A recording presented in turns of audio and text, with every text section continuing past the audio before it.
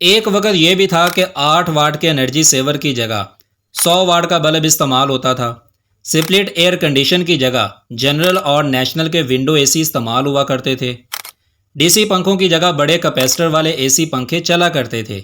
سردیوں میں گیزر 24 گھنٹے آن رہتا تھا اور کمروں میں کچن میں استعمال ہونے والے ہیٹر استعمال ہوتے تھے، اور ماہانہ بل 150 سے 200 روپے سے زیادہ نہیں آیا کرتا تھا۔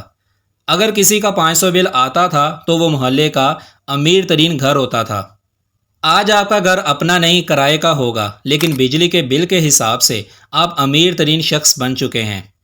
جہاں بجلی کی کھپت آبادی بڑھنے سے زیادہ ہوئی اور ایئر کنڈیشن بھی زیادہ ہوئے، وہاں بجلی کا استعمال بھی بے انتہا کم ہو چکا ہے۔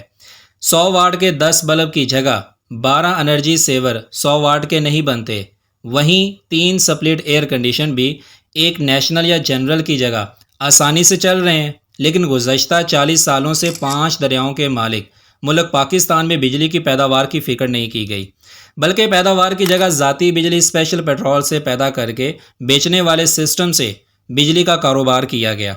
ایک برٹش نیوز اینکر کا کہنا بالکل ٹھیک تھا کہ پاکستان کے حکمرانوں نے اپنی ساری توجہ اس بات پر مرکوز کی ہوئی ہے کہ عوام کو مہنگے داموں بجلی کیسے سیل کرنی ہے، بجائے اپنے نیچرل سورسز کو یوز کرتے ہوئے عوام کو سہولت دیں اور ملک کے حالات کو بہتر کریں۔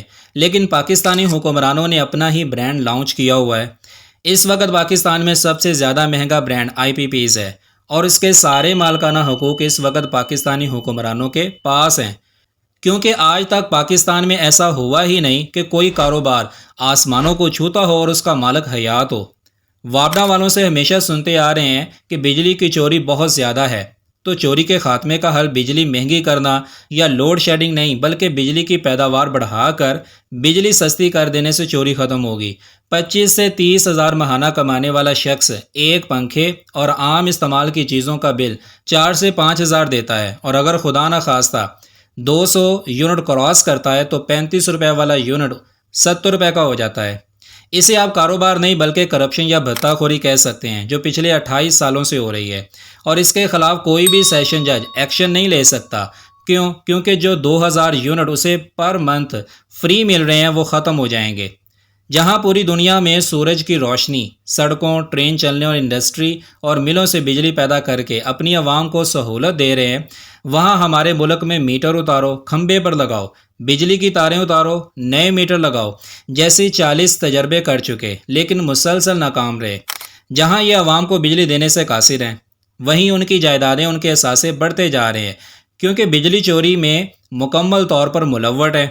ایک عام آدمی کا بجلی کا یونٹ تو 70 روپے ہے، وہاں وابڈا کے اہلکاروں کے 1000 سے 1200 یونٹ مفت ہیں، کیونکہ یہ لوگ نوکری کر کے پاکستان اور پاکستانی عوام پر احسان کر رہے ہیں۔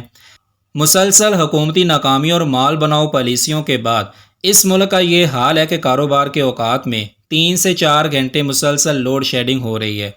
اس وقت آپ کو دن میں کاروبار کے لیے بجلی نہیں ملتی، وہیں رات میں سکون کی نیند کے لیے بجلی نہیں ہے، کیونکہ اس ملک کی اشرافیہ کی بجلی پوری ہے، اور اگر نہیں تو ان کے پاس بہترین نعم البدل موجود ہیں۔ اگر ذلیل و خوار ہو رہی ہے تو صرف پاکستانی عوام ہی ہو رہی ہے۔ اللہ پاک اس قوم پر رحم فرمائے اور اسے آسان اور پرسکون اور جینے کے قابل بنا دے۔